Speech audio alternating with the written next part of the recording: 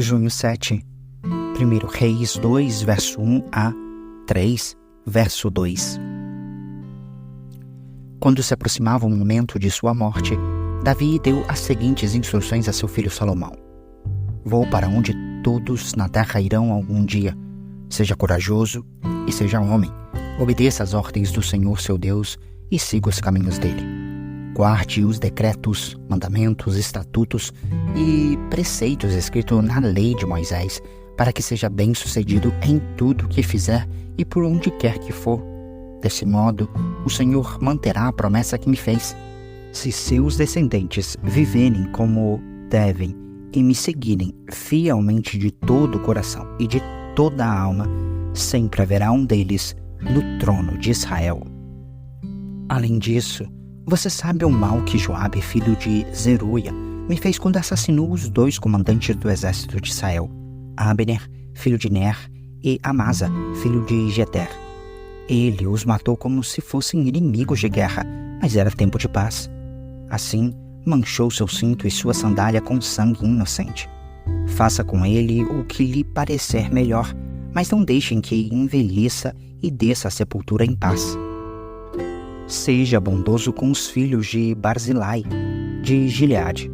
Faça deles convidados permanentes à sua mesa, pois cuidaram de mim quando eu fugia de seu irmão Absalão.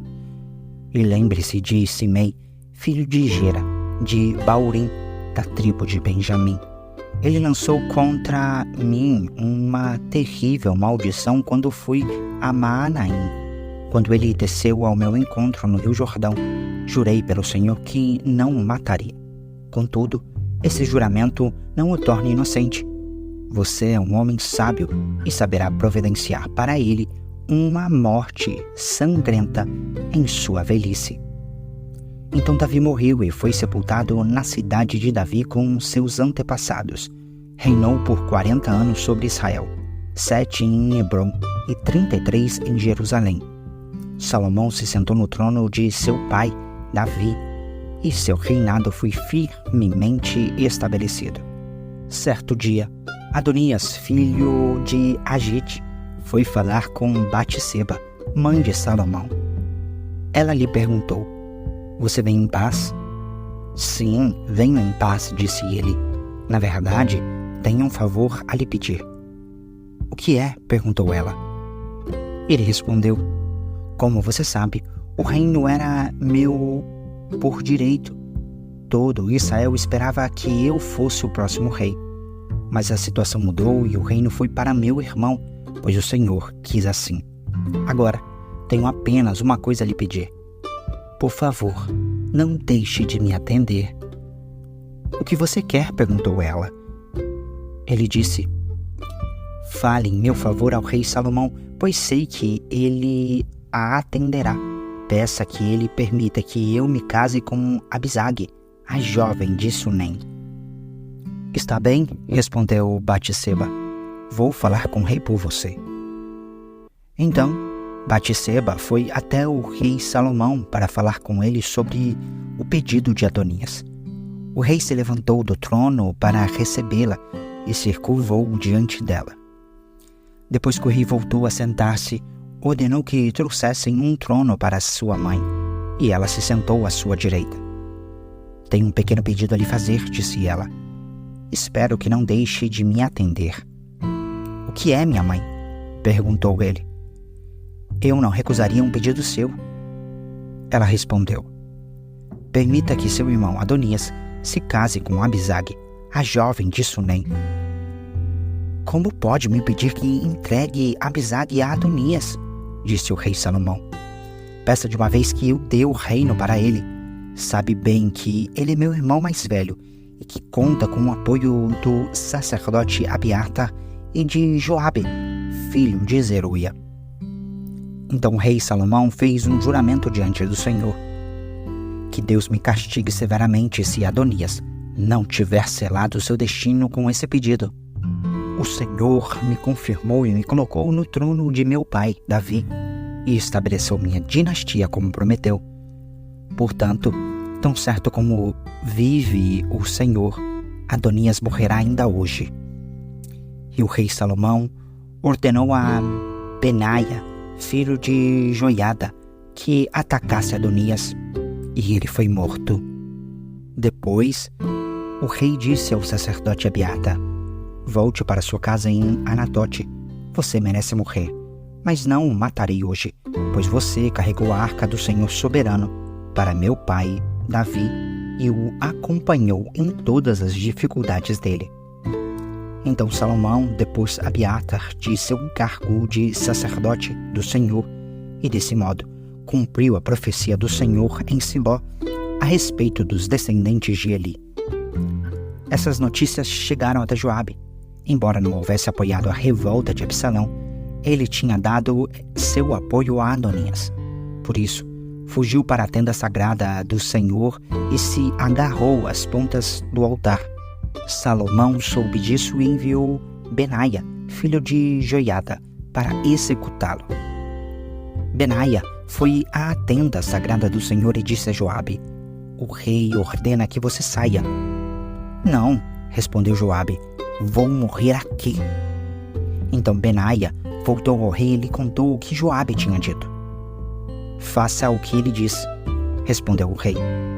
Mate-o ali junto ao altar e sepulte-o. Assim, removerá de mim e da família de meu pai a culpa pelos crimes injustificados que Joabe cometeu. O Senhor o punirá por sua culpa no assassinato de 2 homens mais justos e melhores que ele, sem que meu pai soubesse. Joabe matou Abner, filho de Ner, comandante do exército de Israel, e Amasa, filho de Jeter, comandante do exército de Judá.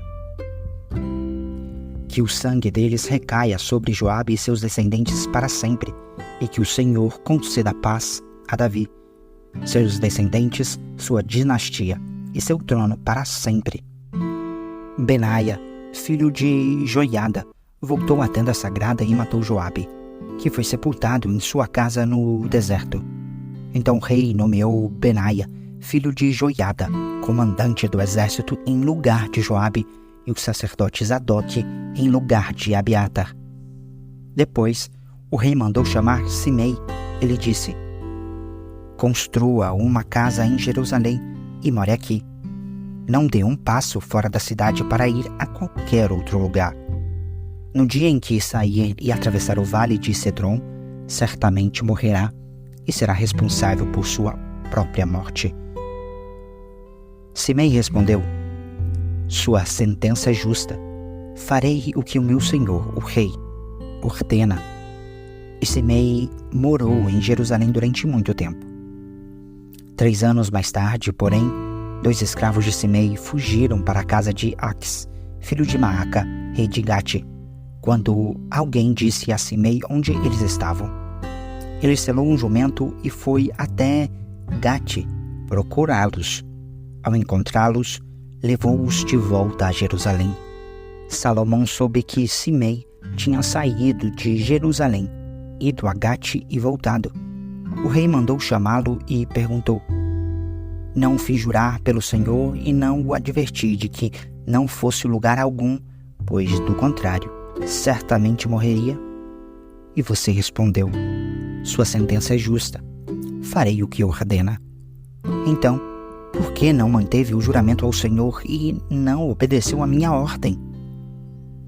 O rei também disse a Simei: certamente você se lembra de todas as maldades que fez a meu pai Davi. Que o Senhor faça esse mal recair sobre sua cabeça. Mas que eu, o rei Salomão, receba as bênçãos do Senhor e que sempre haja um descendente de Davi neste trono na presença do Senhor. Então, por ordem do rei, Benaia, filho de Joiada, levou Simei para fora e o matou. Assim, o reino de Salomão foi firmemente estabelecido. Salomão fez um acordo com o faraó, rei do Egito, e se casou com uma das filhas dele. Trouxe-a para morar na cidade de Davi até terminar a construção do palácio real, do templo do Senhor e do muro ao redor de Jerusalém.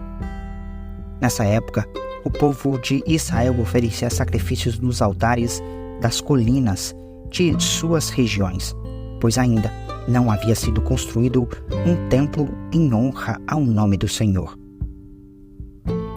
Atos 5, versos 1 a 42. Havia, porém, um homem chamado Ananias que, com sua esposa Safira, vendeu uma propriedade. Levou apenas parte do dinheiro aos apóstolos, mas, com a aprovação da esposa, afirmou que aquele era o valor total e ficou com o resto. Então Pedro disse: Ananias, por que você deixou Satanás encher seu coração? Você mentiu para o Espírito Santo quando guardou parte do dinheiro para si. A propriedade era sua para vender ou não, como quisesse. E depois de vendê-la, o dinheiro também era seu, para entregar ou não.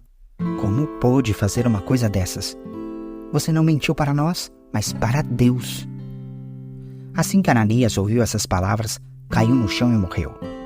Um grande temor se apoderou de todos que souberam o que havia acontecido.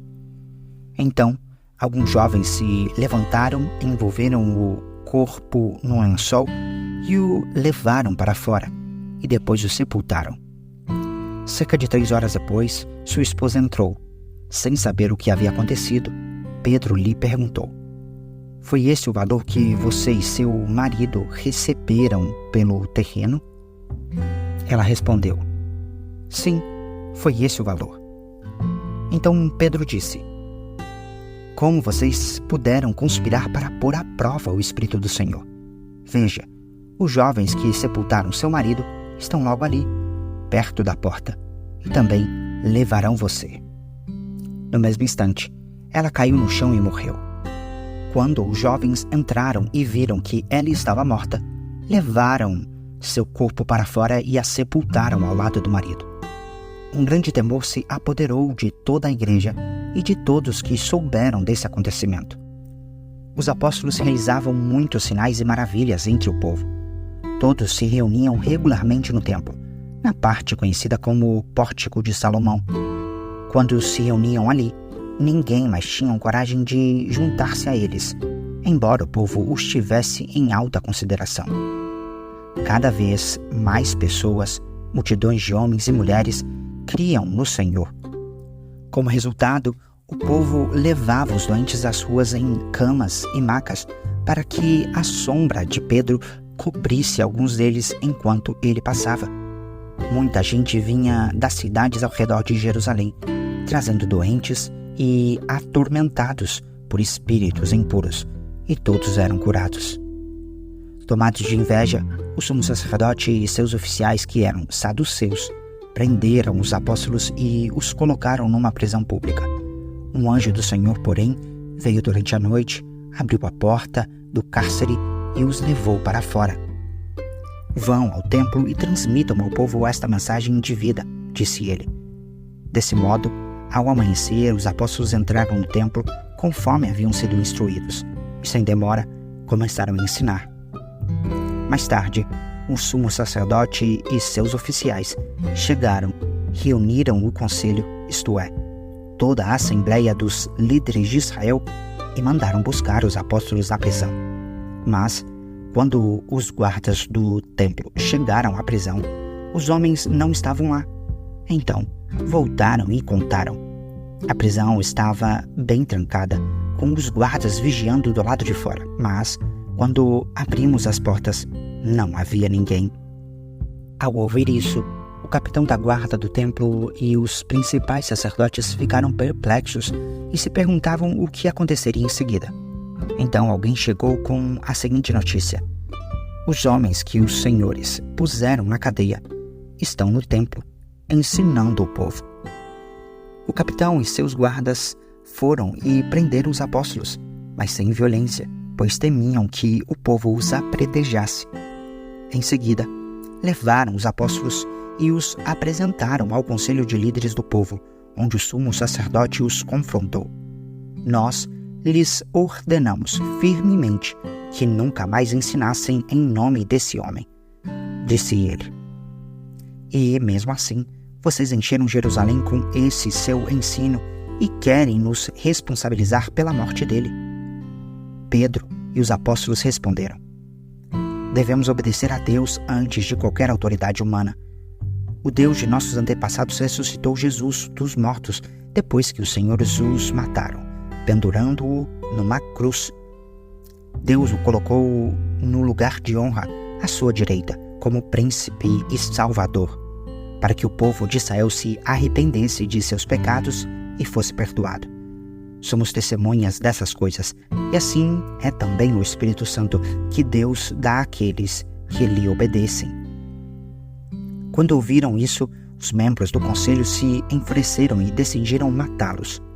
Um deles, porém, um fariseu chamado Gamaliel, especialista na lei e respeitado por todo o povo, levantou-se e ordenou que eles fossem retirados da sala do conselho por um momento.